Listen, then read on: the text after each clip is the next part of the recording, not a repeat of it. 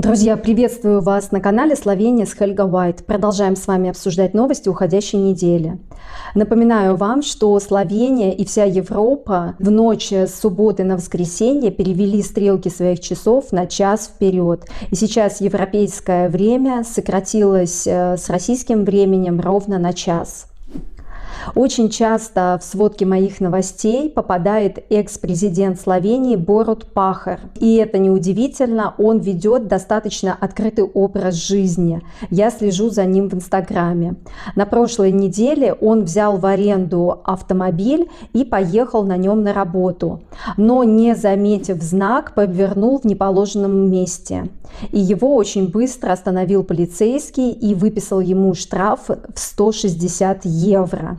Для меня, как для российского гражданина, это очень невероятная, удивительная новость. Сложно себе представить, чтобы в России оштрафовали бы хоть какого-нибудь мелкого чиновника. Это просто невозможно себе представить. И я очень рада, что живу в Словении, где закон работает абсолютно одинаково для всех граждан. Ну и, конечно, надеюсь, что наш экс-президент Борут Пахор больше не будет попадать в такие неприятные ситуации. На прошлой неделе одну из школьниц Люблянской средней школы учитель попросил снять хиджаб. Она отказалась это сделать и ушла с уроков. Разразился, если можно так сказать, скандал. Подключились родители ученицы, подключился директор этой школы. И ребенка вернули в школу, позволив ей носить хиджаб. Директор подчеркнул, что ни один ребенок и вообще ни один член общества не должен быть ущемлен по религиозным принципам. И тем более хиджаб ничего особенного из себя не представляет. Это просто платок на голове. Очень хорошая новость, затрагивающая иностранцев, которые продлевают свои виды на жительство в Словении. В апреле этого года должен был вступить в силу закон, который обязывал членов семей работающих иностранцев сдавать экзамен на знание словенского языка.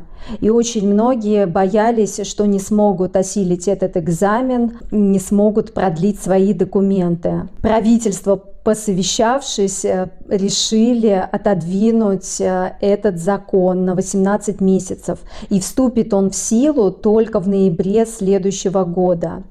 Я на самом деле этот экзамен сдала уже достаточно давно, и у меня упала гора с плеч. Я этого закона не боялась, но знаю, что очень многих пугал этот закон, и многие боялись, что не смогут сдать словенского языка. Но на самом деле, друзья, советую вам со сдачей экзамена не затягивать. Чем быстрее вы его сдадите, тем будет лучше для вас. Желаю вам успехов. Командующие военно-воздушными силами Швеции, Норвегии, Финляндии и Дании объявили о подписании протокола о намерениях по созданию единой северной ПВО для противодействия угрозам со стороны России. Страны Северной Европы хотят создать оборону, которой они будут управлять вместе в соответствии с методами работы, которые уже существуют в НАТО. Швеция и Финляндия подали заявки на членство в НАТО в прошлом году, но их вступлению мешают Турция и Венгрия, которые еще не ратифицировали членство северных стран. На самом деле вся Европа опасается агрессии со стороны России. И, конечно же, все страны желают держаться вместе. Но так как не получилось северным странам вступить в НАТО, то они решили создать свой собственный союз и как-то противостоять агрессии. Россия достаточно редко попадает в словенские новости, если только это новости не о войне. И вот на этой неделе я удивилась, что такая новость попала в словенские СМИ. В возрасте 34 лет скончался солист российской группы «Крем-Сода» Дмитрий Свергунов. Да, я вот знаю группу Крем-Сода, читала вот эту новость сначала на российских новостных сайтах. Конечно, было очень жалко молодых людей, которые провалились под лед и погибли.